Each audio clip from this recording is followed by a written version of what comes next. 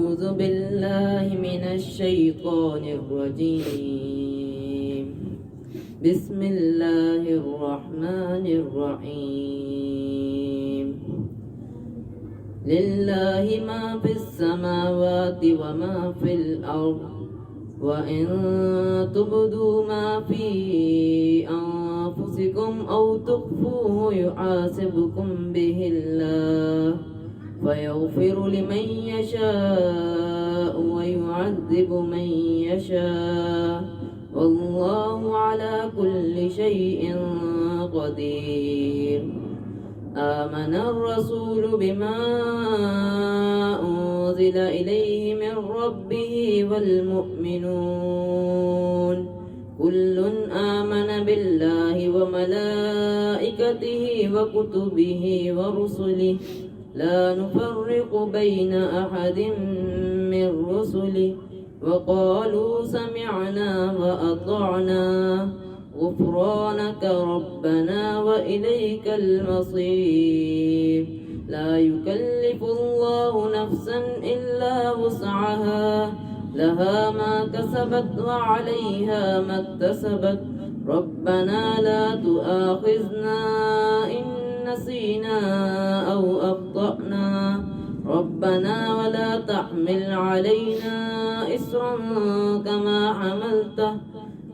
حملته على الذين من قبلنا ربنا ولا تحملنا ما لا طاقة لنا به فاعف عنا فاغفر لنا وارحمنا أنت مولانا فانصرنا على القوم الكافرين. صدق الله العظيم.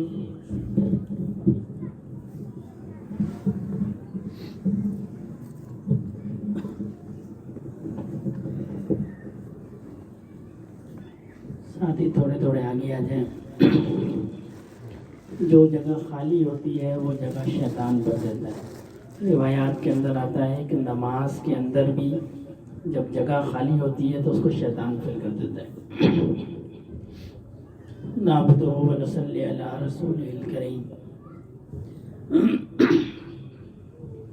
اما بعد فاعوذ باللہ من الشیطان الرجیم.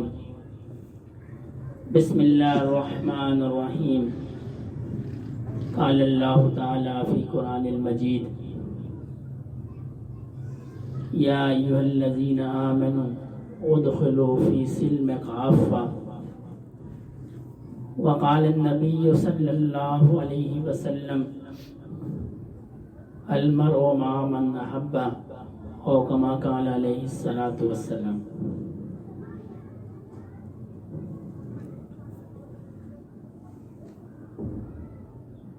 یہ مجلسیں اور یہ وعظ و نصیحت یہ اصل میں یاد دہانی کے لیے ہوتی ہے. یاد دہانی کون سی؟ اللہ رب العزت نے تمام ارواح کو عالم ارواح میں جمع کیا. مجھے بھی جمع کیا اور آپ کو بھی جمع کیا. آدم علیہ السلام سے لے کے اور دنیا میں جو آخری انسان اس دنیا میں آنا ہے اللہ نے تمام ارواحوں کو جمع کیا اور ان سے پوچھا الستُ بربکم، کیا میں تمہارا رب نہیں ہوں؟ سب نے کہا قالوا بلی. تمام روحوں نے اقرار کیا کہ آپ ہمارے رب ہیں. پھر اللہ رب العزت نے اس اقرار کو آزمانے کے لیے ان روحوں کو اس دنیا کے اندر بھیجا. جتنی ارواح اللہ رب العزت نے پیدا فرمائی ہیں وہ قیامت سے پہلے اس زمین پہ ضرور آئی ہوئی ہیں. اب ان کے آنے کا وقت اللہ نے متعین کیا ہے. کسی نے پہلے آنا ہے، کسی نے بعد میں آنا ہے، لیکن آنا بہرحال سب نے ہے. اور ان ساری ارواح نے، سب انسانوں نے اللہ کے سامنے اقرار کیا ہے کہ آپ ہمارے رب ہیں. پھر اس دنیا کے اندر آ کر کچھ لوگوں نے اس اقرار کا پاس کیا اور کچھ اس کو بھول گئے. جن لوگوں نے اس اقرار کو یاد رکھا اللہ کی مرضی کے مطابق چلتے رہے، اللہ نے ان کو کامیاب کر دیا، اور جو اس اقرار کو بھول گئے اللہ نے ان کو ناکام کر دیا۔ اس دنیا کے اندر مختلف لوگ ہیں، جب ہم یہاں سے چلے جائیں گے تو اللہ پاک ہم سے اس دنیا کے بارے میں سوال کریں گے کہ عالم ارواح کے اندر جو تم نے اقرار کیا تھا اس کو دنیا میں کیوں پورا نہیں کیا، اس کو دنیا میں کیوں پورا نہیں کیا۔ آج یہ جو دنیا ہے یہ اللہ نے آزمائش کے لیے ہمیں اس دنیا میں بھیجا ہے۔ کسی کو دولت دی ہے تو وہ بھی آزمائش ہے، کسی کو غربت دی ہے تو وہ بھی آزمائش ہے، کسی کو بیماری دی ہے وہ بھی آزمائش ہے، کسی کو صحت دی ہے وہ بھی آزمائش ہے، اس لیے کہ اللہ رب العزت نے اس وعدے کی آزمائش کے لیے ہمیں اس دنیا میں بھیجا ہے، پھر حالات ہر فرد کے مختلف کر دیے، اور سب سے زیادہ آزمائشیں اللہ رب العزت کی انبیاء کرام پر آئیں، تاکہ بندہ یہ نہ کہہ سکے کہ جی مجھ پہ آزمائشیں تھیں میں اس لیے اللہ کو یاد نہیں کر سکتا۔ سب سے زیادہ آزمائشیں اللہ رب العزت نے انبیاء کرام پہ نازل فرمائی۔ سب سے زیادہ دکھ ان کا ہے، نبی کریم صلی اللہ علیہ وسلم نے فرمایا کہ جتنا مجھے ستایا گیا آدم علیہ السلام سے لے کے کبھی کسی کو اتنا نہیں ستایا۔ ایوب علیہ السلام کو اللہ نے ایسی بیماری دی، آج تک کسی اور کو ایسی بیماری نہیں دی۔ سب انبیاء، اور ہر طرح کی آزمائشی جو کیفیت ہے وہ انبیاء کرام پہ آئی ہے۔ کوئی یہ نہیں کہہ سکتا کہ جی میرے پاس دولت زیادہ تھی، میں بادشاہ تھا، اس لیے میرے پاس اللہ کی یاد کے لیے وقت نہیں تھا۔ حضرت سلمان علیہ السلام کو اللہ پاک پیش کریں گے کہ ان سے بڑی بادشاہت تمہارے پاس تھی۔ اللہ نے ان کو ایسی بادشاہت دی تھی کہ انسانوں پر تو ان کا حکم چلتا تھا، زمین پہ بھی چلتا تھا، ہواؤں پہ بھی چلتا تھا، چرند پرند پہ بھی چلتا تھا، ایسی اللہ نے بادشاہت دی۔ آج کا بادشاہ یہ عذر پیش نہیں کر سکتا کہ جی مجھے بادشاہت تھی میں اس لیے آپ کے یہاں عبادت نہیں کر سکا، اور کوئی بیمار یہ نہیں کہہ سکتا جی مجھے تکلیف تھی، مجھے بیماری تھی، میں اس لیے آپ کو یاد نہیں کر سکا، اس لیے میں آپ کی اطاعت نہیں کر سکا۔ حضرت ایوب علیہ السلام کو مثال کے طور پہ پیش کیا جائے گا کہ ان سے زیادہ بیمار تھے تم، ان سے زیادہ تکلیف تو نہیں تھی، اور کوئی یہ نہیں کہہ سکتا کہ جی مجھے لوگ پریشان کرتے تھے، میں کمزور تھا۔ نبی کریم صلی اللہ علیہ وسلم کو جتنا لوگوں نے تنگ اور پریشان کیا کبھی کسی کو نہیں کیا۔ تو اللہ تعالیٰ نے انبیاء کرام کو ہر طرح کے حالات سے گزارا تاکہ بعد والے یہ نہ کہہ سکیں کہ جی ان پہ تو یہ حالات نہیں تھے، ہم پہ چونکہ یہ حالات تھے اس لیے ہم آپ کو یاد نہیں کر سکے، اس لیے ہم آپ کی عبادت نہیں کر سکے۔ اس عذر کو ختم کرنے کے لیے اللہ تعالیٰ نے انبیاء کرام پہ یہ آزمائشیں بھیجی، ورنہ وہ تو اللہ کے مقرب بندے تھے، صرف اس عذر کو، مخلوق کے عذر کو ختم کرنے کے لیے۔ تو جس نے اللہ کو یاد کر لیا، جس نے اس دنیا میں اللہ کو پہچان لیا، جس نے اس وعدے کو وفا کیا، اللہ اس کو کامیاب کر دے گا۔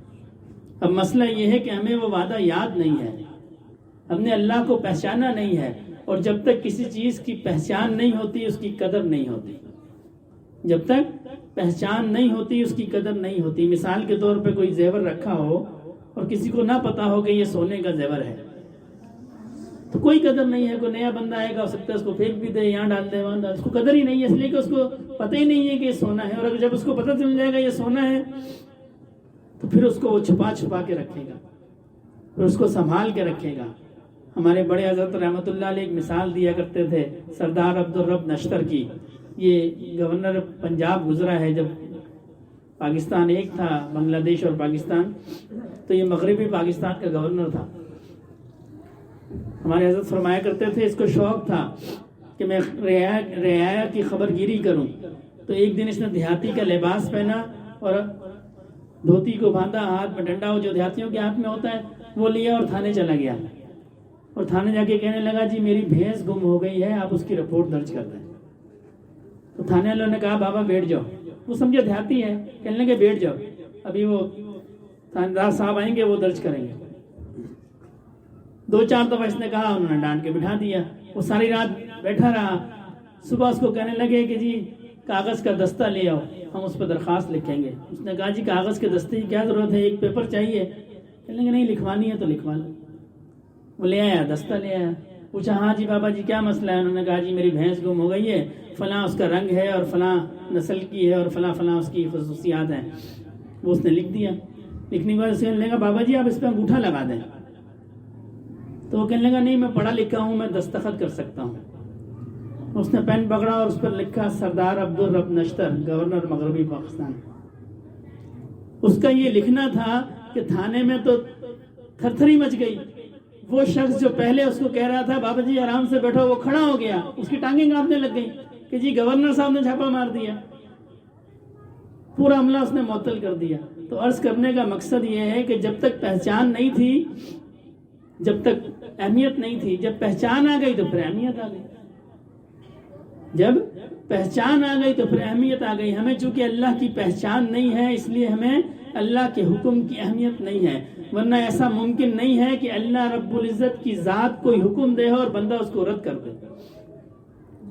ہمارے حضرت دامت برکاتہم عالیہ اکثر فرمایا کرتے ہیں کہ یہ فقہ میں ضرور ہے کہ یہ گناہ کبیرہ یا صغیرہ ہے، یہ فقہ میں ضرور ہے، لیکن اگر اس کو عشق کی نظر سے دیکھا جائے، محبت کی نظر سے دیکھا جائے تو کوئی بھی گناہ صغیرہ نہیں ہے، سارے گناہ کبیرہ ہیں. اس لیے کہ اللہ رب العزت کی جتنی عظمت والی ذات ہے ان کی نافرمانی صغیرہ ہو ہی نہیں سکتی.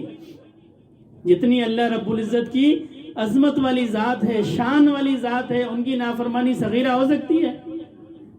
ان کی ساری نافرمانیاں کبیرہ ہیں. حضرات علماء نے ضرور اس کو کیٹیگرائز کیا ہے، لیکن اگر عشق کی نظر سے دیکھا جائے تو مالک کی جو نافرمانی ہے وہ ساری کبیرہ ہے، وہ کوئی بھی صغیرہ نہیں ہے، وہ کوئی بھی صغیرہ نہیں ہے. ہمیں اللہ رب العزت کی پہچان نہیں ہے، اس لیے ہم اس حکم کو آرام سے ٹال دیتے ہیں. 700 بار قرآن میں نماز پڑھنے کا حکم ہے، ہمیں اندازہ ہی نہیں ہے. دن میں 5 دفعہ مؤذن کہتا ہے حی علی الصلاۃ، حی علی الفلاح. پہلے وہ کہتا ہے کہ نماز کی طرف آؤ، پھر کہتا ہے اپنی بھلائی کی طرف ہی آ جاؤ. اگر نماز کی طرف نہیں آنا تو کم از کم اپنی بھلائی کے لیے آ جاؤ. حی علی الفلاح، اپنی بھلائی کے لیے آ جاؤ. 5 ٹائم دن میں وہ آواز لگاتا ہے کہ اپنی بھلائی کی طرف آ جاؤ، اپنی بھلائی کی طرف آ جاؤ.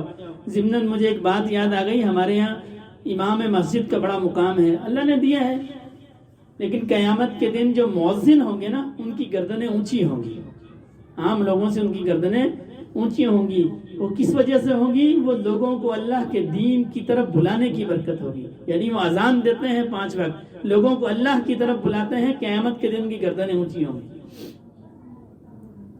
تو ہم نے تو مؤذن کی صدا بھی نہیں سنی، اس نے بھلائی کی صدا بھی دی، نماز کی صدا بھی دی، لیکن ہم نماز پہ نہیں جا سکے. قرآن پاک میں 700 سے زیادہ بار حکم ہے نماز پڑھنے کا. اور اب ہمارا یہ حال ہو گیا مسلمان کا کہ جو شخص نماز پڑھ لے ہم اس کو سمجھتے ہیں کہ یہ وقت کا ولی ہے. ایسے ہی ہمارے معاشرے کا حال.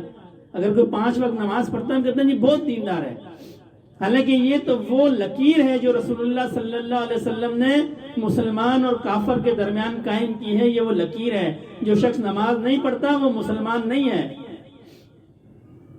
یہ اللہ جزائے خیر دے امام ابو حنیفہ رحمۃ اللہ علیہ کو، آپ نے فتویٰ دیا کہ بے نمازی کو مسلمانوں کے قبرستان میں دفن کر دیا جائے، ورنہ باقی تینوں ائمہ فرماتے ہیں بے نمازی کو مسلمان کے قبرستان میں دفن نہ کیا جائے. بے نمازی کو مسلمان کے قبرستان میں دفن نہ کیا جائے. ایسا حکم ہے. کیوں؟ اللہ نے 700 بار فرمایا ہے نماز پڑھو، نماز پڑھو، نماز پڑھو. ایک شخص نبی کریم صلی اللہ علیہ وسلم کی خدمت میں حاضر تھے، نماز کا وقت ہوا، انہوں نے نماز نہیں پڑھی. تو آپ صلی اللہ علیہ وسلم نے پوچھا بھئی تم مسلمان نہیں ہو؟ انہوں نے اس کی اصل میں گھر سے پڑھ کے آیا تھا. سوال کیا، دیکھیں نوعیت، یہ نہیں فرمایا تم نے نماز کیوں نہیں پڑھی. ان سے پوچھا تم مسلمان نہیں ہو؟ فرمایا نماز مسلمان اور کافر کے درمیان فرق کرتی ہے، فرق کرتی ہے نماز مسلمان.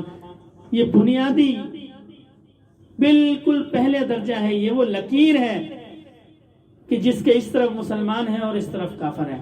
اور ہم اپنے آپ کا اپنا تقابل کریں، اپنا کہ ہم کتنی نماز کی پابندی کرتے ہیں. کسی حال میں نماز معاف نہیں ہے، کسی حال کے اندر. کھڑے ہو کے پڑھ سکتا ہے تو کھڑے ہو کے پڑھے، بیٹھ کے پڑھ سکتا ہو تو بیٹھ کے پڑھے، لیٹ کے پڑھ سکتا ہو تو لیٹ کے پڑھے، اشارے سے پڑھ سکتا ہو تو اشارے سے پڑھے. معاف نہیں ہے کسی حال کے اندر نماز. اور ہم نماز پڑھتے ہیں گویا ہم ایسا سمجھتے ہیں کہ ہم نے تو کمال حاصل کر لیا. اس لیے کہ ہمیں اللہ کے حکم کی قدر نہیں ہے، ہمیں اللہ کے حکم کی پہچان نہیں ہے. یہ تو ابھی نماز بھی صورت نماز ہے. ہمارے حضرت فرماتے تھے صورت نماز ہے. جو ہم نماز پڑھتے ہیں پوری زندگی ہم نماز پڑھتے ہیں. یہ میں نمازی حضرات کی بات کر رہا ہوں، بے نمازی کی بات نہیں کر رہا، نمازی کی بات کر رہا ہوں. پوری زندگی نماز پڑھتے ہیں پھر بھی جھوٹ بولتے ہیں. پوری زندگی نماز پڑھتے ہیں پھر بھی بد نظری کرتے ہیں. پوری زندگی نماز پڑھتے ہیں پھر بھی غیبت کرتے ہیں، پھر بھی جھوٹ بولتے ہیں، پھر بھی کم تولتے ہیں، پھر بھی ظلم کرتے ہیں. حالانکہ نماز کے بارے میں اللہ نے فرمایا کہ نماز جو ہے بے حیائی اور بری باتوں سے روکتی ہے. ان الصلاۃ تنہی عن الفحشاء والمنکر. یہ اللہ نے نماز کی خصوصیت بیان کی. دین کا پہلا فرض قرار دیا، کلمہ پڑھ لیا تو اب نماز پڑھنی ہے. اور پھر اس نماز کی ایک خصوصیت ہے، ذرا غور کریں، اگر ہمارے معاشرے کے اندر ایسی نماز بن جائے کہ جو بری باتوں سے لوگوں کو روکے تو پورا معاشرہ جنت نہ بن جائے. کیا وجہ ہے ہمارے معاشرے کے اندر سب سے زیادہ صدقہ کرنے والے ہیں، سب سے زیادہ چیریٹی دینے والے ہیں؟ پچھلے دنوں ایک رپورٹ میری نظر سے گزری کہ سب سے زیادہ عمرہ اور حج یہ پاکستان کے لوگ کرتے ہیں. سب سے زیادہ خیراتی کام جو ہیں یہ پاکستان کے لوگ کرتے ہیں، ہم لوگ کرتے ہیں. اور معاملات میں ہمارا یہ حال ہے کہ 126 ممالک کے اندر پاکستان کی عدلیہ کا 124واں نمبر ہے. یہ ہمارے معاملات کا حال ہے. ہم انصاف نہیں کر سکتے. ہم صدقہ دے سکتے ہیں، ہم انصاف نہیں کر سکتے. حالانکہ نماز کی پہلی خصوصیت یہی ہے، برے کام نہیں ہونے دے گی وہ، برے کام نہیں ہونے دے گی وہ. ہم نماز بھی پڑھتے ہیں اور برے کام بھی کرتے ہیں. ہم نماز پڑھتے ہیں لیکن بھائی سے گفتگو نہیں کر سکتے. ہم سے برداشت نہیں ہے کہ ہمارا بھائی کوئی ترقی کر لے.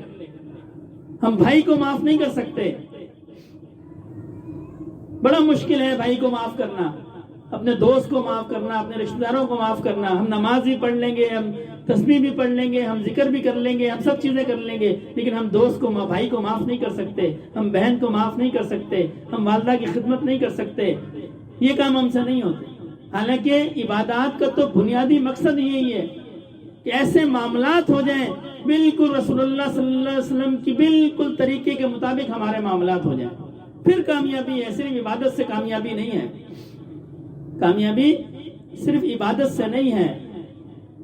ہمارے حضرت رحمت اللہ علیہ فرمایا کرتے تھے دین صرف عبادت کا نام نہیں ہے، دین عبادت، معاملات، معاشرت اور اخلاق کا نام ہے. یہ ساری چیزیں دین کا حصہ ہیں. ہم سمجھتے ہیں ہماری جو ملازمت کے 8 گھنٹے ہیں اس کا ہم سے سوال نہیں ہوگا. ہمارے جو کاروبار میں ہم نے ڈنڈی مار لی، کم تول لیا، اس کا ہم سے حساب نہیں ہوگا. ہم نے کسی کی غیبت کر لی، اس کا ہم سے حساب نہیں ہوگا. ان سب چیزوں کا دوستو حساب ہوگا. عبادات کا بھی حساب ہوگا اور معاملات کا بھی حساب ہوگا. بنی اسرائیل، بعض روایات میں آتا ہے بنی اسرائیل کی ایک عورت اس لیے جہنم میں چلی گئی کہ اس نے ایک بکری کو باندھ دیا اور پھر اس کے بعد اس کو کھانا نہیں دیا، خوراک نہیں دی، اور نہ اس کو کھلا چھوڑا کہ وہ خود کھا لے، اور نہ اس کو دیا. اللہ نے اس کی وجہ سے، اس جانور کی وجہ سے اس بنی اسرائیل کی عورت کو جو ہے جہنم میں ڈال دیا. یہ معاملات ہیں.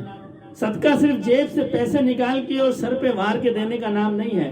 وہ صحیح ہے یا غلط ہے میں اس بحث میں نہیں جاتا، لیکن ہمارے یہاں رواج ہے یہ سر پہ وار کے ہم پیسے دیتے ہیں. صدقہ صرف اسی کا نام نہیں ہے. کسی کے راستے سے کانٹوں کو ہٹا دینا یہ بھی صدقہ ہے. کوئی پریشان ہے اس سے مسکرا کے بات کر لی، اس کے کسی مسئلے کو حل کر دیا، یہ بھی صدقہ ہے. رسول اللہ صلی اللہ علیہ وسلم کی ایک حدیث مبارکہ میری نظر سے گزری کہ جو شخص کسی مسکین کی یا کسی مجبور کی مدد میں لگتا ہے گویا وہ اس کو اتنا اجر ہے جیسے وہ اللہ کے راہ میں جہاد پہ. جو کسی مسکین کی مدد میں یعنی کسی کام میں لگ گیا، کسی حاجت میں لگ گیا پورا کرنے کے لیے، اس کو اتنا ثواب ہے جیسے کہ وہ جہاد کے اندر.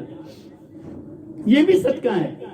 اور ہمارے اکابر کا طریقہ گزرا ہے. شیخ الہند رحمت اللہ علیہ کسی زمانے میں انڈین بیت الخلا نہیں ہوتے تھے تو کہیں تشریف لے جا رہے تھے تو بیت الخلا تھے عوامی، تو ایک بنی اندر گھسا اور باہر آ گیا. تو حضرت جو ہے سمجھ گئے، حضرت اندر گئے، بیت الخلا کی صفائی کی، برس سے کرنے لگے، آ جائیے آپ لالا جی آ جائیں. وہ حیران رہ گیا. یہ ہمارے بزرگوں کا طرز عمل تھا. شام کو حضرت کی خدمت میں حاضر ہوا، بیما اہل و عیال، کہنے لگا حضرت مجھے کلمہ پڑھا کے مسلمان کر دو۔ حضرت عبداللہ شاہ بخاری بڑی مشہور شخصیت گزرے ہیں، سارے ساتھی جانتے ہوں گے۔ ختم نبوت پہ حضرت نے بڑا کام کیا، اللہ ان کی قبر پہ رحمتوں کا نزول فرمائے۔ کھانا کھا رہے تھے مسجد کے اندر، تو جھاڑو لگانے والا، وہ کوئی مسجد کے باہر بلدیہ کی دکانیں تھی، وہاں جھاڑو لگا رہا تھا۔ تو حضرت نے اس سے کہا آؤ بھائی کھانا کھا۔ حضرت کی عادت تھی کھانا اکیلا نہیں کھاتے تھے، کھانا اکیلا نہیں کھاتے تھے، مہمان کے ساتھ کھاتے تھے۔ تو اس نے کہا جی میں تو بھنگی ہوں۔ تو آپ نے فرمایا کوئی بات نہیں، تو اپنے ہاتھ دھو کے آؤ اور میرے ساتھ بیٹھ جاؤ۔ پھر وہ حضرت کے ساتھ بیٹھ گیا، اور حضرت نے ایک لقمہ خود اپنے منہ میں ڈالتے تھے اور دوسرا لقمہ اٹھا کے اس کے منہ میں ڈالتے تھے، اور اس کی آنکھوں سے آنسو رواں تھے۔ کھانا کھایا چلا گیا، عصر کی نماز حضرت نے پڑھائی، سلام پھیرا تو کونے میں ایک فیملی کھڑی تھی، اس کے بیوی بچے سب حضرت کے ہاتھ میں مسلمان ہو گئے۔ حضرت یہ ہے ہمارا دین، یہ ہے ہمارا دین۔ نبی کریم صلی اللہ علیہ وسلم تشریف لے جا رہے تھے، دیکھا گھر سے ایک بڑھیا نکل رہی ہے، اور اس کے بعد بہت وزنی سامان ہے، گٹھری ہے جو اس سے اٹھتی نہیں ہے۔ تو آپ نے اس گٹھری کو اٹھایا، وہ کہنے لگی یہ گٹھری اٹھا کے میرے کندھے پہ رکھ دیں۔ آپ نے اٹھایا اور اس کو اپنے کندھے پہ رکھ لیا، اور کہنے لگے بی بی تمہیں اماں تمہیں کہاں جانا ہے؟ وہ کہنے لگی جی مجھے مکے سے باہر جانا ہے، فلاں میرا رشتہ دار رہتا ہے، میں وہاں جا رہا ہوں۔ آپ ساتھ ساتھ چل رہی ہے۔ اس سے کہنے لگے تم کیوں جا رہی ہے گھر چھوڑ کے؟ کہنے لگی یہاں ایک جادوگر آ گیا ہے، یہاں ایک جادوگر آ گیا ہے، وہ لوگوں کو ان کے دین سے پھیر دیتا ہے، وہ جس سے بات کرتا ہے لوگ اپنے دین سے پھر جاتے ہیں۔ تو میری اب عمر گزر گئی ہے، میں بوڑھی ہو گئی ہوں، تو میں نہیں چاہتی کہ اب میں اس عمر میں اپنے دین کو چھوڑوں، تو میں اس جادوگر سے بچنے کے لیے میں یہ شہر چھوڑ کے جا رہی ہوں۔ اور آپ چلتے رہے اور وہ باتیں کرتے رہی۔ جب اس کا مقام آ گیا تو آپ نے گڈی کو نیچے رکھ دیا، ان سے فرمانے لگے کہ کوئی اور خدمت؟ کہنے لگے نہیں، تم بہت اچھے نوجوان ہو، میں تمہیں ایک نصیحت کرتی ہوں، میں تمہیں ایک نصیحت کرتی ہوں کہ تم اس جو نوجوان ہے اس کے ہتھے نہ جل جانا کہیں، بس اپنے دین پہ قائم رہنا۔ تو آپ صلی اللہ علیہ وسلم نے اس سے پوچھا آپ اس نوجوان کو جانتی ہیں؟ کہنے لگے نہیں میں جانتی نہیں ہوں، میں نے صرف نام سنا ہے، لوگوں سے سنا ہے۔ آپ نے فرمایا میں ہوں وہ محمد۔ اسی وقت مسلمان ہو گئی۔ آج ہمارا جو عمل ہے، ہمارا عمل لوگوں کو دین کی طرف لاتا ہے یا دین سے دور لے جاتا ہے، یہ ہمارا عمل ہے۔ یہ بڑے بڑے بیانات یہ کبھی بھی مقصود نہیں ہے۔ ہمارے بڑے حضرت رحمۃ اللہ علیہ فرمایا کرتے تھے کہ الفاظ میں تاثیر دل کے یقین سے ہوتی ہے، الفاظ میں تاثیر دل کے یقین سے ہوتی ہے۔ اگر دل میں یقین نہیں ہو تو جتنا مرضی بیان کر لو تو کوئی فائدہ نہیں ہے۔ یہی وجہ ہے نا، ہم معاشرے میں ہم دیکھتے ہیں بڑے بڑے بیان سنتے ہیں، پھر واپس آ کے ہماری حالت ویسی کی ویسی ہوتی ہے۔ تو جب تک دل میں یقین نہیں ہے، جب تک یہ کیفیت نہیں ہے، اور یقین اس وقت تک نہیں ہے جب تک ہمیں اللہ کی پہچان نہیں ہے۔ جس دن ہمیں اللہ کی معرفت حاصل ہو گئی، ہمارے سینے میں اللہ کی محبت کا نور آ گیا، اس دن پھر کیفیت بدل جائے گی، اس دن یہ کیفیت بدل جائے گی۔ اب نیکی کرنا مشکل ہے، پھر نیکی کرنا، گناہ کرنا مشکل ہو جائے گا۔ حدیث مبارکہ کا مفہوم ہے نا کہ مومن کے لیے گناہ کفر کی طرف پلٹ جانا ایسا مشکل ہے جیسا اس کو آروں سے چیر دیا جائے، یعنی اگر اس کو آروں سے بھی چیر دیا جائے واپس نہیں پلٹے گا وہ، ایسی اللہ سے محبت ہو جاتی ہے۔ جب اللہ سے رابطہ بن جائے گا، اللہ سے تعلق بن جائے گا، اللہ کی محبت کا نور دل میں آ جائے گا، پھر معاملہ بہت آسان ہو جائے گا۔ حضرت بلال کا واقعہ میں اکثر سنایا کرتا ہوں۔ حضرت عمر رضی اللہ تعالیٰ عنہ کا دور تھا، انہوں نے فرمایا بلال ذرا اپنی کمر دکھانا۔ حضرت بلال نے قمیض اٹھائی تو کمر ایسی تھی جیسے کھال جلنے کا گڑھے بن جاتے ہیں نا۔ پوچھا بلال یہ کیا ہے؟ فرمانے لگے کہ جب میں مسلمان ہوا تو میرا جو آقا تھا وہ کافر تھا، وہ مجھے کہتا تھا کہ اللہ کا نام کو چھوڑ دو۔ جب میں مانتا نہیں تھا تو وہ ریت پہ کوئلوں کو بچھایا کرتا تھا گرم کر کے، اور مجھے ان کوئلوں پہ لٹا دیتا تھا، اور میری یہ کمر کی چربی پگھل کے ان کوئلوں کو ٹھنڈا کر دیتے ہیں. یہ اس کے نشان ہیں، یہ اس کے نشان ہیں. ہم میں سے تو کسی کے پاس ایسی آزمائشیں نہیں آئیں. ہمیں تو الحمدللہ اللہ نے مسلمان گھرانوں میں پیدا کیا،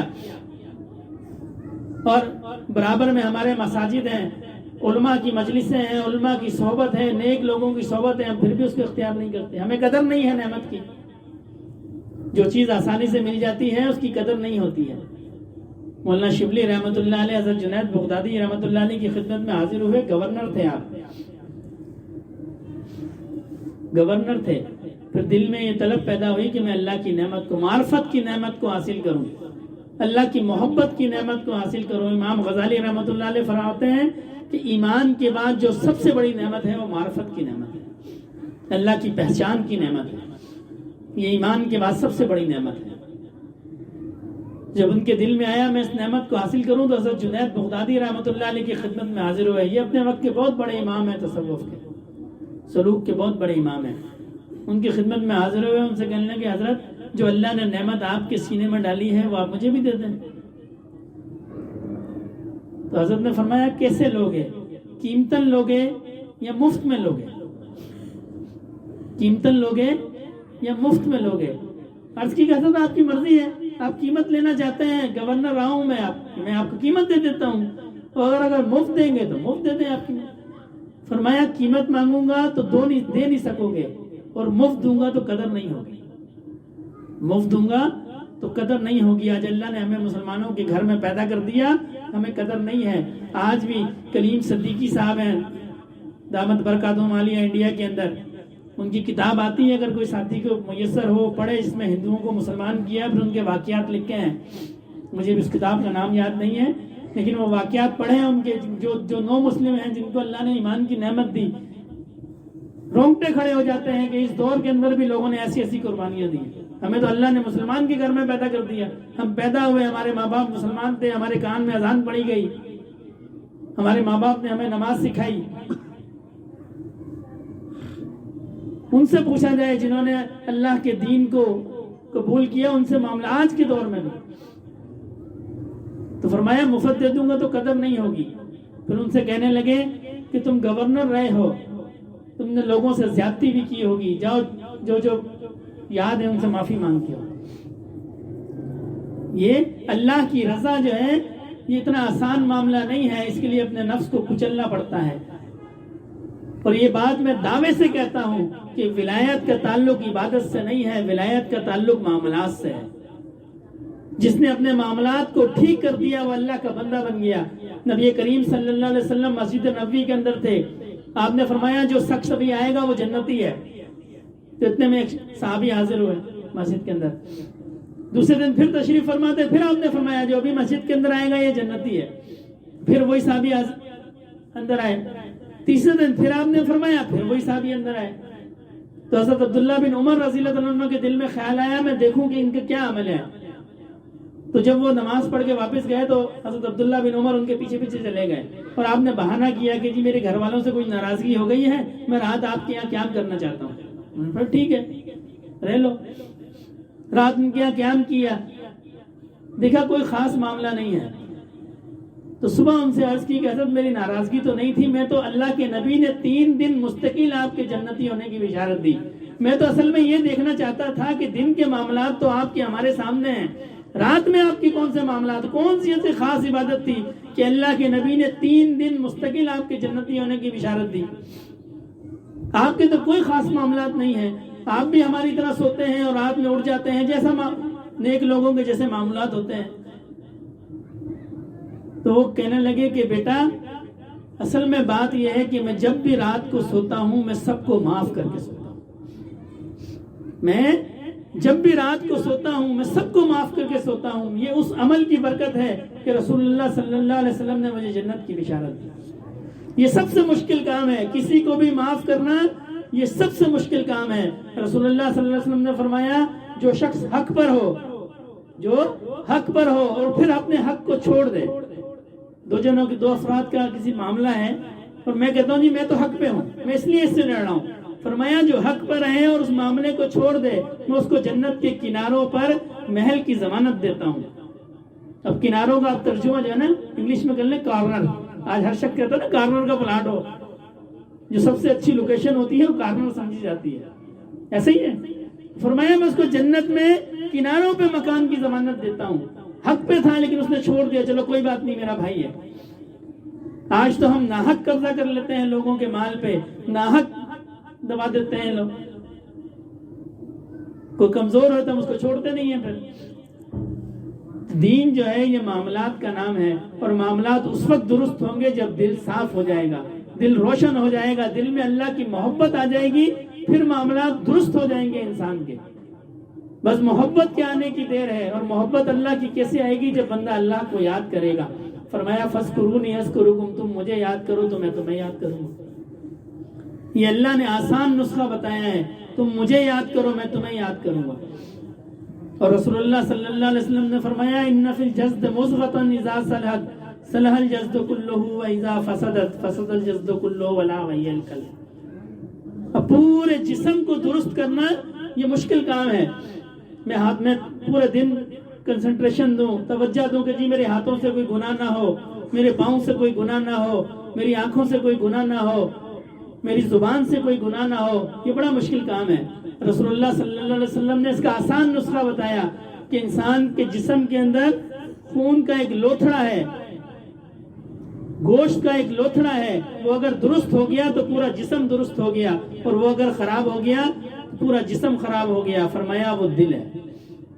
رسول اللہ صلی اللہ علیہ وسلم نے آسان کر دیا معاملے کو کہ پورے جسم پہ محنت کرنا یہ بڑا مشکل کام ہے. نظریں جھکانا, ہاتھ کو روکنا, پاؤں کو روکنا, زبان کو روکنا. فرمایا دل کو صاف کر دو. اگر دل ٹھیک ہو گیا پورا جسم خود بخود ٹھیک ہو جائے گا. جس کا دل اللہ کی یاد میں مستغرق ہو گیا اس کے اعضاء خود بخود ٹھیک ہو گئے. جس کے دل میں اللہ کی محبت آ گئی, جس کے دل میں اللہ کا نور آ گیا, اس کے نہ ہاتھوں سے گناہ ہوگا, نہ پاؤں سے گناہ ہوگا, نہ آنکھوں سے گناہ ہوگا, نہ زبان سے گناہ ہوگا. ہمارے بڑے حضرت رحمۃ اللہ علیہ سانگر تشریف لے کے گئے تو مسجد کے جو امام صاحب تھے انہوں نے عرض کی کہ حضرت مسجد بازار کے اندر تھی. کہنے لگے حضرت میں جب باہر نکلتا ہوں تو پوری دکانوں پہ گانے چلتے ہیں, اب میں کانوں میں انگلیاں ڈالتا ہوں تو پھر ٹکر وکر لگ جاتی ہے, پورا دن مجھے یہی کرنا پڑتا ہے. تو حضرت نے فرمایا کہ بھائی مولوی صاحب کانوں کو بند نہ کریں, دل کو بند کریں. دل کو بند کریں. جس کا دل پاک ہو گیا, جس کا دل صاف ہو گیا, جس کے دل میں گانے نکل گئے, جس کے دل میں غیر اللہ نکل گئے, پھر اس کو کان بند کرنے کی ضرورت نہیں ہے. پھر اس کو پتہ بھی نہیں چلے گا کہ گانے چل رہے ہیں, پھر اس کو پتہ بھی نہیں چلے گا کہ یہاں یہ مسئلہ ہے. اس لیے کہ اس کو اپنا خوف ہوگا. ایک بزرگ نے اپنے کسی سالک کو کہا, فقیر کو کہا, اس نے کہا جی حضرت کسی اللہ والے کا پتہ بتا دیں. انہوں نے کہا جی فلاں شہر کے حاکم کے پاس چلے جاؤ, فلاں شہر کے حاکم کے پاس چلے جاؤ. اب وہاں چلے گیا تو دل میں خیال ہے تو حاکم ہے, تو بادشاہ ہے, تخت پہ بیٹھا ہے, یہ کیسے اللہ والا ہو سکتا ہے. لیکن حضرت کا حکم تھا, چلے گیا. تو انہوں نے کہا جی کیسے آنا ہوا. انہوں نے کہا جی حضرت نے بھیجا ہے, حضرت نے بھیجا ہے. وہ اللہ والے تھے, اللہ والوں کو اللہ نے بصیرت دی ہوتی ہے, پہچان گیا اس کے دل میں وسوسہ ہے. اس سے کہنے لگے تم نے میرا شہر گھوما. کہنے لگے نہیں حضرت سیدھا آپ کے پاس آیا ہوں. کہاں شہر گھومو, تم شہر گھومو. 2 بندوں کو حکم دیا جاؤ اس کو شہر گھماؤ, اور ایک جلاد کو پیچھے کھڑا کر دیا. کہنے لگے جب یہ شہر ہاتھ میں ایک پیالہ دے دیا پانی سے بھر کے, کہنے لگے جاؤ اس شہر گھومو, اس پیالے میں سے اگر پانی چھلکے تو اس کی گردن کو اڑا دینا. اب 2 آدمی ساتھ کر دیے, وہ شہر دکھاتے رہے, دیکھو کیسی زبردست بلڈنگ ہے, یہ کیسے روڈ ہیں, کیسے لوگ ہیں, کیا خوبصورت ماحول ہے. اور ایک جلاد پیچھے تھا. جب گھوم کے واپس آیا تو فرمانے لگے تم نے شہر گھوم لیا. اس نے کہا حضرت خاک گھوما, میری تو ساری توجہ اس پیالے کی طرف تھی کہ ذرا سا پانی چھلکا اور میری گردن گئی, ذرا سا پانی چھلکا اور میری گردن گئی, میں نے شہر نہیں دیکھا. فرمایا کہ جس طرح تمہاری توجہ اس پیالے کی طرف تھی, ہماری توجہ اللہ کی رضا کی طرف ہے. اور جس کی توجہ اللہ کی رضا کی طرف ہو, اللہ کی نافرمانی سے ڈرتا ہو, پھر وہ دنیا کی رنگینیوں میں نہیں جاتا. وہ جب اللہ سے محبت ہو جاتی ہے پھر دنیا کی رنگینیوں کی طرف نہیں جاتا، پھر اس کو اللہ اپنی طرف متوجہ رکھتے ہیں. پھر اس کو اگر دولت ہے تو اس پہ بھی اللہ کا شکر ہے، اس کو غربت ہے اس پہ بھی اللہ کا شکر ہے، اس کو بیماری ہے اس پہ بھی اللہ کا شکر ہے. میری اور آپ کی یہ کیفیت ہے، میری اور آپ کی یہ کیفیت ہے. آج اگر ہمیں بلاوا آ جائے، اپنے دل پہ ہاتھ رکھیں، میں بھی رکھتا ہوں آپ بھی رکھیں. آج ہمیں بلاوا آ جائے کہ آؤ تمہارا وقت پورا ہو گیا، اللہ پوچھتے ہیں تمہیں بلاتے ہیں، ہم تیار ہیں اس کے لیے؟ اگر تو تیار ہیں تو پھر اس نعمت پہ اللہ کا شکر ادا کرنا چاہیے. یا اللہ پاک آپ نے مجھے توفیق دی، میں نے اپنی زندگی میں تیاری کر لی آپ کے پاس آنے کی. اور اگر نہیں تیار تو پھر اس کی فکر کرنی چاہیے کہ اگر آج ہی میری زندگی کا آخری وقت ہوا تو میری تو بس تو تیاری نہیں ہے، اور وہاں جانے کے بعد واپسی بھی نہیں ہے. کسی جنازے میں کوئی اللہ کا ولی شریک تھا، جب دفنایا گیا تو لوگوں سے کہنے لگے کہ یہ جنازے والے کو اگر باہر نکال دیا جائے مردے کو تو وہ کیا کرے گا؟ عرض کی کہ حضرت وہ تو بس سارا دن اللہ اللہ ہی کرے گا اور کوئی کام نہیں کرے گا. وہ سارا دن بس اللہ کی یاد میں لگا رہے گا، مسجد نماز روزے میں لگا رہے گا سارا دن، اور کوئی کام نہیں کرے گا. فرمایا اب یہ نہیں کر سکتا، لیکن تمہارے پاس وقت ہے، تم کر لو. یہ آج جو ہم یہاں بیٹھے ہیں یہ وقت ہے، یہ اللہ کی دی ہوئی مہلت ہے، یہ ہمارا حق نہیں ہے. کوئی نہیں کہہ سکتا میں 5 سال جیوں گا، میں 10 سال جیوں گا، میں 20 سال جیوں گا، یا میں ایک لمحہ بھی نہیں جیوں گا. یہ تو اللہ کی دی ہوئی مہلت ہے، اور یہ اللہ نے ہمیں اس لیے دی ہے کہ ہم نے اللہ سے جو وعدہ کیا تھا الست بربکم کا، قالوا بلا، ہم نے کہا یہ اس وعدے کو پورا کرنے کا وقت ہے. جو وقت گزر گیا، جس حال میں گزر گیا، اس کو چھوڑ کے اب یہ سوچا جائے کہ میرا اگلا وقت اللہ کی فرما برداری کی حالت میں گزرے. میرا وقت اس حال میں گزرے کہ جب موت کا فرشتہ ہے تو میں اللہ کے پاس جانے کے لیے راضی ہوں، اللہ کی رضا والی میری زندگی ہو. کل قیامت کے دن رسول اللہ صلی اللہ علیہ وسلم سے جب ملاقات ہو تو آپ فرمائیں کہ یہ میرا امتی ہے. روایات کے اندر آتا ہے رسول اللہ صلی اللہ علیہ وسلم حوض کوثر پہ ہوں گے، لوگوں کو پانی کا پیالہ پلاتے ہوں گے. ایک شخص دور سے آواز لگائے گا یا رسول اللہ میں بھی آپ کا امتی ہوں، لیکن فرشتے اس کو رسول اللہ کے پاس آنے نہیں دیں گے. وہ آواز لگائے گا، اشارے کرے گا، تو آپ صلی اللہ علیہ وسلم فرشتوں سے کہیں گے بھائی یہ میرا امتی ہے، اس کو کیوں نہیں آنے دیتے؟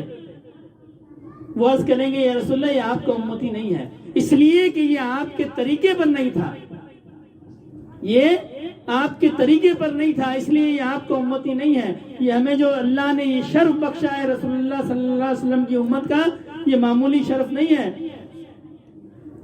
ایسی امت ہے کہ قیامت کے دن جب جن پہ جہنم کا اللہ حکم دے دیں گے، تو جب لوگوں کو جہنم میں لے کے جایا جا رہا ہوگا تو جو باقی امتوں کے لوگ ہوں گے ان کے چہرے بھی سیاہ ہوں گے، کالے کر دیے جائیں گے ان کے چہرے، اور ان کے ہاتھوں کو پیچھے یوں باندھ دیا جائے گا. اسی لیے حضرات صوفیہ جو ہیں وہ ہاتھوں کو پیچھے باندھنے سے منع کرتے ہیں. ہاتھ پیچھے باندھ کے نہ ٹہلا کرو، یہ ہمارے یہاں غرور کی نشانی ہے. چودھری صاحب ہاتھ پیچھے ہیں، حالانکہ جہنمیوں کا طریقہ ہے جب جہنمیوں کو جہنم میں ڈالا جائے گا تو ان کے ہاتھ پیچھے بندھے ہوں گے. ہاتھ کو آگے باندھنا یہ ادب کا طریقہ ہے، ہاتھ آگے باندھنے چاہیے، پیچھے نہیں باندھنے چاہیے. تو جب باقی امتوں کے لوگ جہنم میں جائیں گے چہرے بھی سیاہ ہوں گے اور ہاتھ بھی پیچھے بندھے ہوں گے، لیکن رسول اللہ صلی اللہ علیہ وسلم کی امت کے لوگ جب جہنم میں جائیں گے نہ ان کے چہرے سیاہ ہوں گے اور ان کے نہ ہاتھ پیچھے بندھے ہوں گے. تو جو پہنچانے والے فرشتے ہوں گے جب وہ لے کے جائیں گے تو جو جہنم کے نگران فرشتے ہوں گے وہ کہیں گے کہ بھئی یہ کون لوگ ہیں تو جہنمی، لیکن نہ ان کے چہرے کالے ہیں اور نہ ان کے ہاتھ پیچھے بڑھے ہیں. تو وہ کہیں گے کہ یہ رسول اللہ صلی اللہ علیہ وسلم کی امت ہے. ایسا اللہ نے ہمیں شرف دیا اور ہم نے اس کی کیا قدر کی. قبر میں رسول اللہ صلی اللہ علیہ وسلم کا چہرہ اقدس دکھایا جائے گا، پوچھا جائے گا یہ کون ہے، آپ ان کو پہچانتے ہیں؟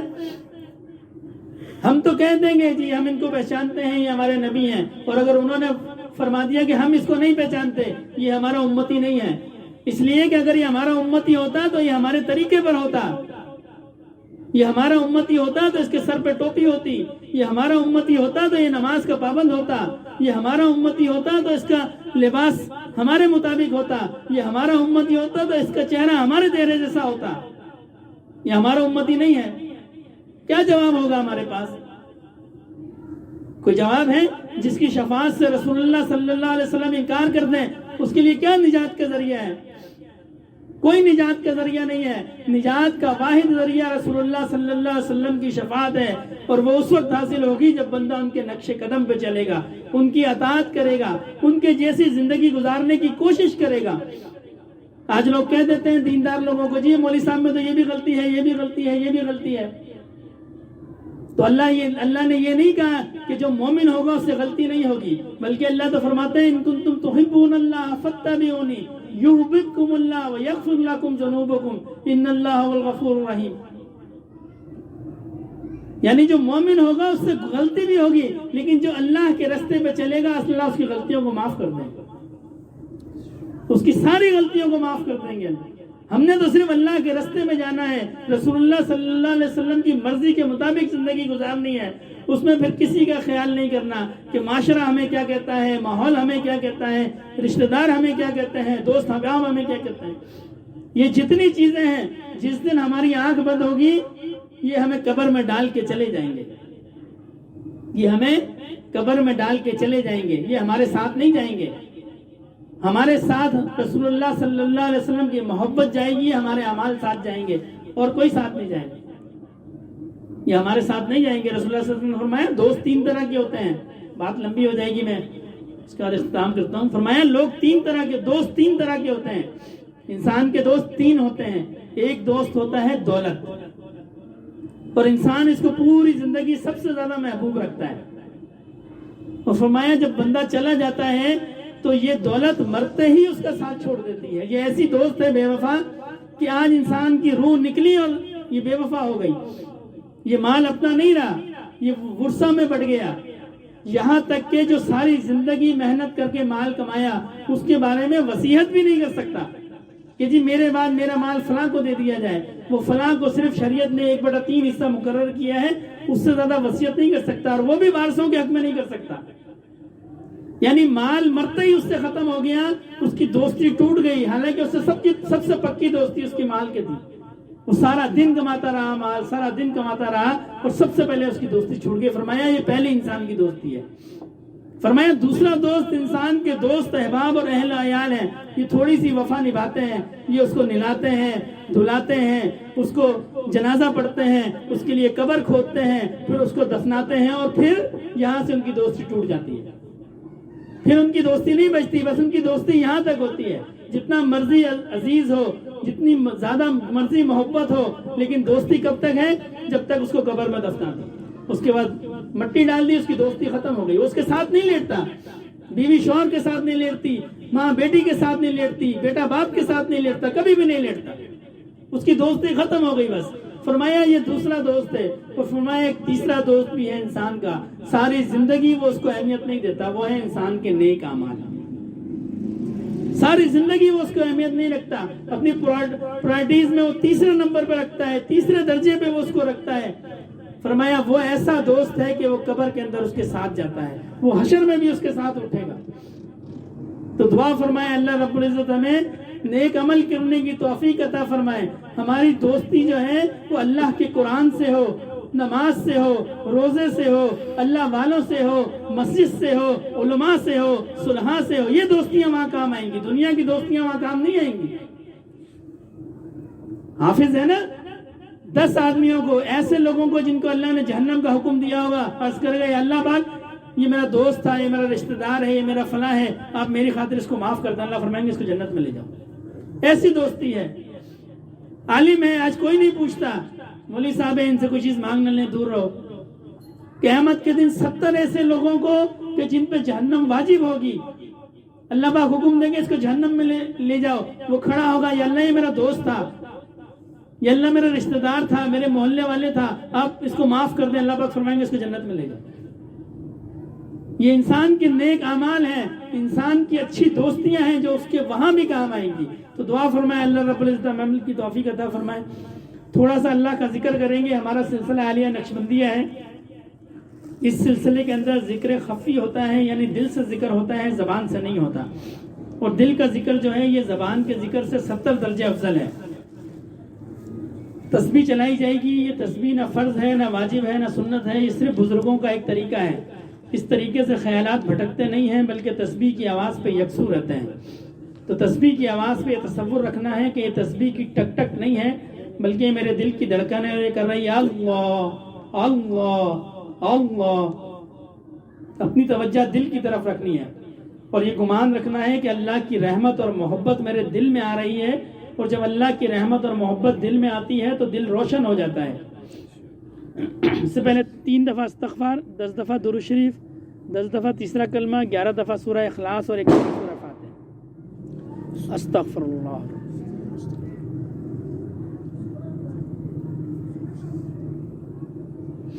سبحان اللہ والحمد للہ ولا الہ الا اللہ واللہ اکبر۔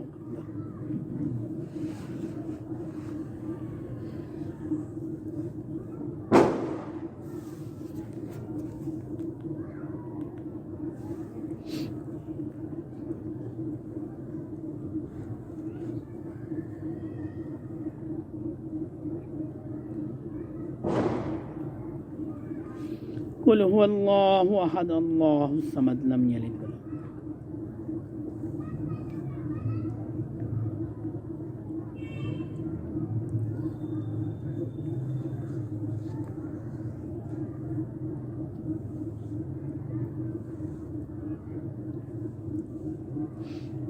صلی اللہ علی طہ وبارک وسلم۔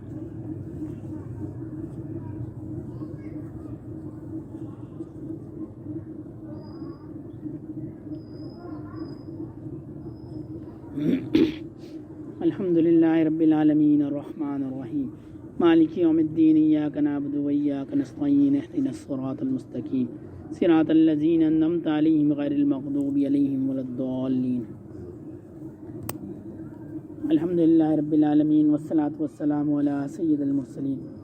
یا اللہ پاک جو پڑھا گیا ہے اس کا ثواب نبی کریم صلی اللہ علیہ وسلم کی بارگاہ عالیہ میں پیش فرمائیے۔ آپ کے طفیل جملہ صحابہ کرام، سلسلہ عالیہ نقشبندیہ کے جملہ شیوخ و عظام، خصوصاً میرے دادا رحمۃ اللہ علیہ کے نام اعمال میں داخل فرمائیے۔ یا اللہ پاک اس کا ثواب جملہ مسلمان مردوں اور عورتوں، زندہ اور مردہ، سب کے نام اعمال میں داخل فرمائیے۔ اللہم صلی علی سیدنا مولانا محمد صلاۃ تنجینا بہا من جمیع الاحوال والآفات وتقضی بہا جمیع الحاجات وتطہرنا بہا من جمیع السیئات وترفعنا بہا عندک اعلی الدرجات وتبلغنا بہا اقصى الغایات من جمیع الخیرات فی الحیاة وبعد الممات انک علی کل شیء قدیر۔ سبحان ربک رب العزۃ عما یصفون وسلام علی المرسلین والحمد للہ رب العالمین آمین برحمتک۔ ساتھی آنکھوں کو بند کر لیں، اپنی توجہ دل کی طرف اور دل کی توجہ اللہ رب العزت کی ذات کی طرف۔ یہ تصور رکھنا ہے کہ یہ تسبیح کی ٹک ٹک نہیں ہے، بلکہ یہ میرے دل کی دھڑکن ہے اور یہ کر رہی ہے اللہ اللہ اللہ۔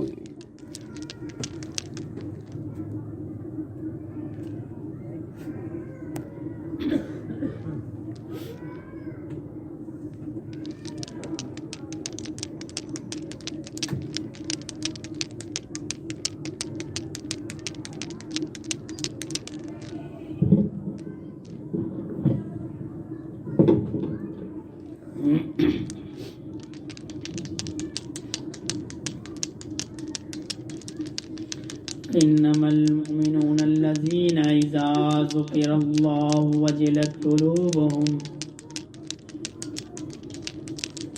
واذا تليت عليهم آياته زادتهم ايمانا وعلى ربهم يتوكلون الذين يقيمون الصلاة ومما رزقناهم ينفقون۔ اللہ اللہ اللہ۔ ذکر گو تا تیرا جانست پاکی دل سے ذکر رحمانست۔ مومنا ذکر خدا بسیار گو، مومنا ذکر خدا بسیار گو، تابع بی درد و عالم وابرو۔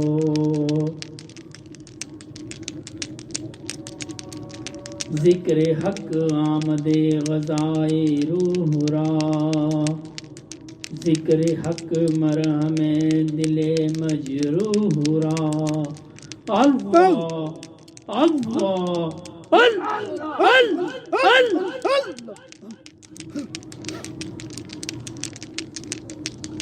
نہ دنیا سے نہ دولت سے نہ گھر آباد کرنے سے، نہ دنیا سے نہ دولت سے نہ گھر آباد کرنے سے، سکون دل کو ہوتا ہے اللہ کو یاد کرنے سے۔ اللہ اللہ اللہ اللہ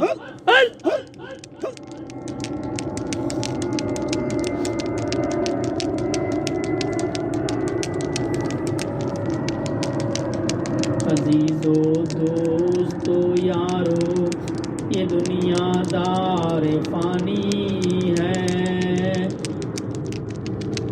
عزیزو دوستو یارو یہ دنیا دار فانی ہے۔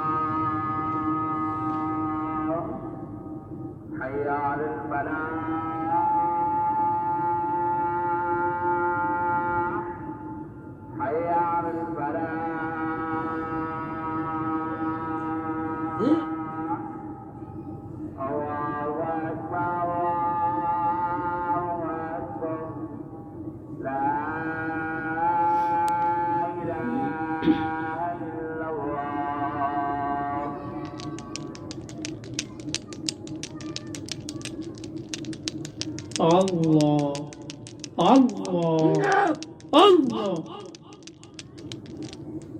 اللہ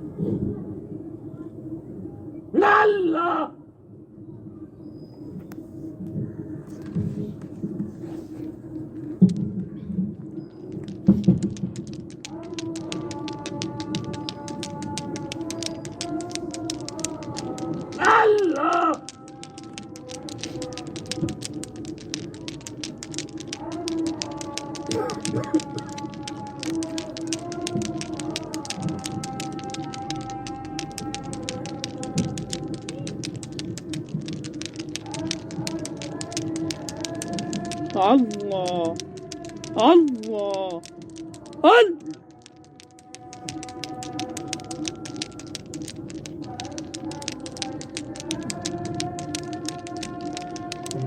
امید نہ بھرانا،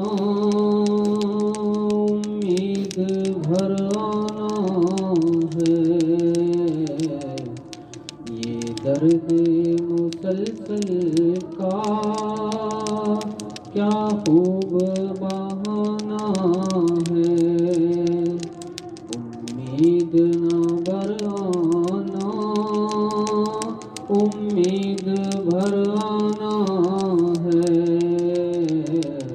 یہ درد مسلسل کا کیا خوب بہانا ہے۔ نالوں سے ہمیں اپنے ایک حشر اٹھانا ہے، نالوں سے ہمیں اپنے ایک حشر اٹھانا ہے،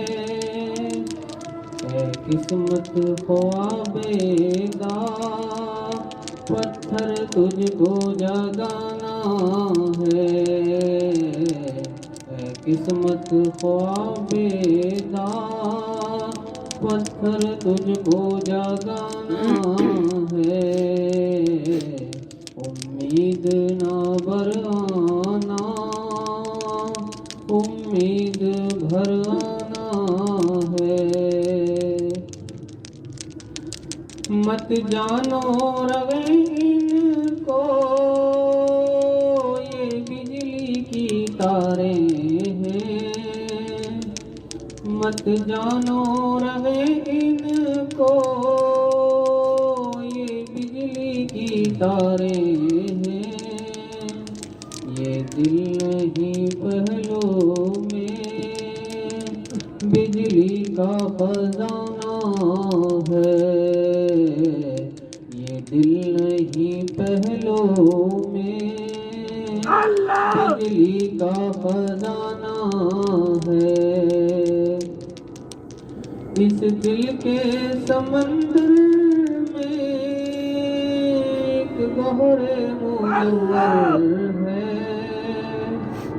اس دل کے سمندر میں ایک گہر منور ہے، اللہ اللہ کی ضربوں سے اب اس کو چمکانا ہے، اللہ اللہ کی ضربوں سے اب اس کو چمکانا ہے، امید نہ بھرانا، امید بھرانا ہے، یہ درد مسلسل کا کیا خوب بہانا ہے،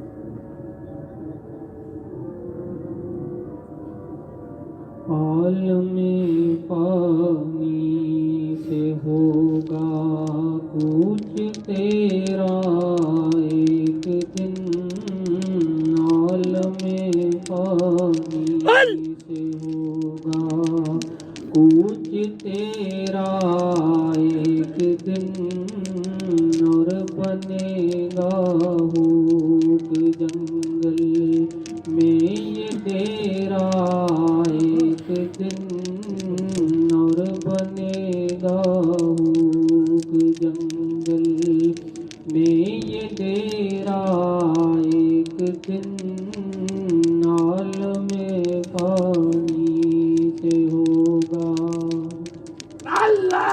دور نظروں سے رہے گی روشنی مہتاب کی، دور نظروں سے رہے گی روشنی مہتاب کی، قبر میں دیکھیں گی یہ آنکھیں اندھیرا ایک دن، قبر میں دیکھیں گی یہ آنکھیں اندھیرا ایک دن، عالم پانی سے ہوگا، کہہ رہی تھی موت یہ کیوں جینے پہ مغرور ہے، کہہ رہی تھی موت یہ کیوں جینے پہ مغرور ہے، مسافر دم نکالوں گی میں تیرا ایک دن، اے مسافر دم نکالوں گی میں تیرا ایک دن، عالم فانی سے ہوگا۔ اے جلالی کیوں لگائیں ہم کسی سے اپنا دل، اے جلالی کیوں لگائیں ہم کسی سے اپنا دل، ہم کو بھی کرنا ہے جنگل میں بسیرا ایک دن، ہم کو بھی کرنا ہے جنگل میں بسیرا ایک دن، عالم فانی سے ہوگا کچھ تیرا ایک دن، اور بنے گا ہوک جنگل میں یہ تیرا ایک دن، عالم فانی سے ہوگا۔